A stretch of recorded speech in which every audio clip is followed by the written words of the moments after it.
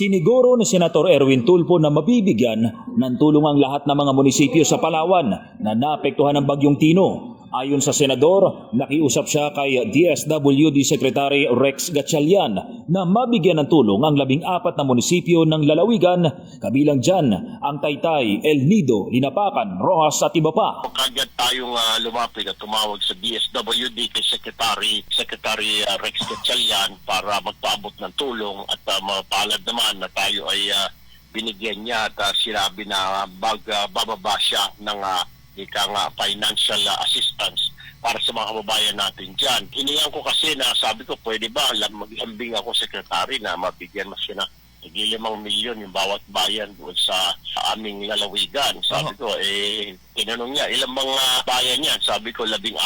Sabi niya, so kung 14, mga 70 milyon. Sabi ko, gano'n na nga, sekretary, kung pagbibigyan mo ako. At sabi niya, bakit hindi naman, Sen? Sabi niya, kailangan ng kababayan. Sabi Lubhang naapektuhan ng mga munisipyo sa Palawan, ilan dito lubog pa rin sa baha at hindi pa nakakabalik sa kanilang tahanan dahil hindi pa humuhupa ang tubig baha. Pasok sa 5 milyong piso ay tulong na direktang maibigay sa mga sinalanta para makabili ng yero, pako, sawali, iba pang gamit na pangtayo uli ng nasirang bahay. Marami mga kabahayan na nawasak. Sabi ko dahil ang kanilang mga materials ay light materials lang, mga pawid, yung mga bubong, yero at mga sawali ang dingding, yun yung mga sabi ko na talaga na wash out, kinumba ng bagyo. Yun di kasi base ang report ni Governor Alvarez sa atin. So yun ang sinabi ko sa Secretary Rex. At nangako siya na iba kung hindi kakayanin ngayong araw dahil maraming lugar din na mga tinamaan, ibang pinaka-latest na siguro ay Monday or Tuesday, ibababa niya yung pondo para dyan sa mga kababayan natin sa Palawan. Bukod sa tagli 5 milyong piso, kausap din ni Senador Erwin Tulfo ang DSWD Palawan para sa food box na ang ilan ay naipamahagi na rin sa mga pamilyang sinalanta at ito ay nagpapatuloy hanggang ngayon. Nakamonitor tayo, Sir Gerald, sa nangyayari dyan, even nung papasok pa lang ang bagyo.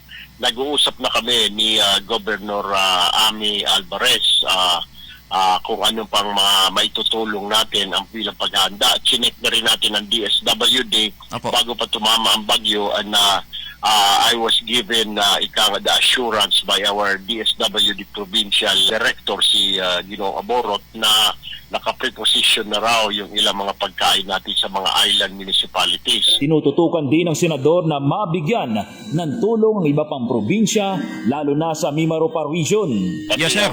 Romblon, nung dinaanan ng bagyo yan, nung nakaraan, last month, Marinduque. So, tinulungan din natin, pati yung Mindoro, binabaan din natin ng tulong yung mga gobernador yan para matulungan. Nagpapasalamat ang senador kay Palawan Governor Ami Alvarez at sa DSWD. Papasalamat din tayo kay Governor sa pag-iikot-ikot niya. Talaga nakabantay siya habang binabayo ang Northern Palawan. At nagpapasalamat na rin ako dito kay Secretary Rex Gatchalian sa walang sawang assistance din na binibigay niya sa akin. Gerald Gales, Basta Radyo, i-bandera mo.